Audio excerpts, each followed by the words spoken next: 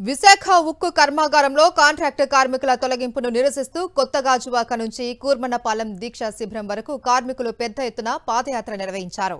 కార్మికుల పాదయాత్రకు వైఎస్ఆర్సీపీ సంఘీభావం ప్రకటించింది. గాజువాక నియోజకవర్గ ఇన్ఛార్జ్ తిప్పల దేవన్ రెడ్డి పాదయాత్రలో పాల్గొని ఉక్కు పోరాటానికి మద్దతు తెలియజేశారు. 100% స్ట్రైక్ రేట్ అని చెప్పుకుంటున్న నాయకులు పోరాటంలో వారి శాతం 0 అని గ్రహించాలి అన్నారు. భవిష్యత్తులో ఏ పోరాటం చేసినా ఉద్యమానికి వైఎస్ఆర్సీపీ పూర్తి మద్దతు ఉంటుందన్నారు.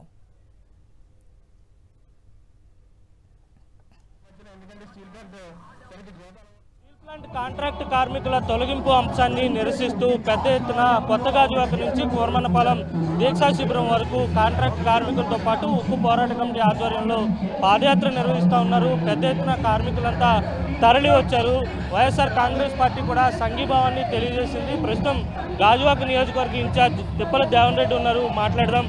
సార్, ఏ విధంగా చూడాలి కాంట్రాక్ట్ కార్మికుల్ని తొలగిస్తున్నటువంటి పరిస్థితి? గాజువాకలో చాలా ఇబ్బందులు తలెత్తాయి. నేటికి ఈ వారం రోజుల్లో 1100 మంది కార్మికుల్ని హెల్త్ ఇష్యూస్ చెప్పి వాళ్ళని తొలగించడం చాలా బాధాకరమైన విషయం. రాబోయే రోజుల్లో సుమారు 6000 మంది కాంట్రాక్ట్ కార్మికుల్ని, స్టీల్ ప్లాంట్ ఎంప్లాయీస్ని ఒక 8000 మందిని తొలగించడానికి ఈ యొక్క కూటమి ప్రభుత్వం చూస్తుంది. ఈ యొక్క కేంద్ర ప్రభుత్వం, కూటమి ప్రభుత్వం రెండు ఒకటే ప్రభుత్వాలు కాబట్టి వాళ్ళు తీసుకున్న నిర్ణయానికి వ్యతిరేకంగా పెద్ద ఎత్తున ఈ యొక్క ఉద్యమం కొనసాగుతుంది. వీళ్ళందరూ కూడా ఎలక్షన్ ఉన్నప్పుడు మీ స్టీల్ ప్లాంట్ ఉత్తరించేస్తాం, కాపాడుతాం అని చెప్పి ఇప్పుడు మొహం చాటేస్తారు. ఏ నాయకుడు కూడా కనబట్టలేదు, వీళ్ళకి మద్దతుగా నిలబట్టలేదు. వీళ్ళందరూ కూడా ఉన్నటువంటి కార్మికుల ఆల్ పార్టీకి చెందినటువంటి వాళ్ళు పెద్ద ఎత్తున ఎలక్షన్లో వాళ్ళ మాట నమ్మి ఎలక్షన్లో ఓట్లు వేశారు. ఇప్పుడు 100% స్ట్రైక్ రేట్ ఇచ్చినా సరే 0% అటెండెన్స్ వాళ్ళది. ఇక్కడ 100% స్ట్రైక్ రేట్ ఇచ్చారు ప్రజలు, 0% అటెండెన్స్.